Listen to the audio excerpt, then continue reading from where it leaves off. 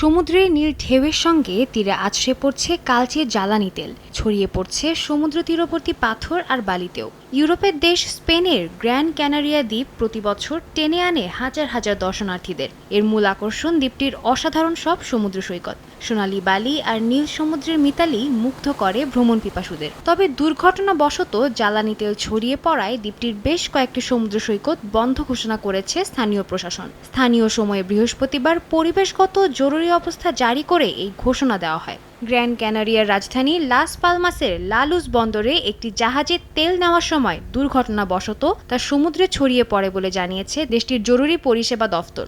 এ সময় অন্তত ৩ metric ton নিম্ন সালফারযুক্ত জ্বালানি তেল সমুদ্রে ছড়িয়ে পড়ে।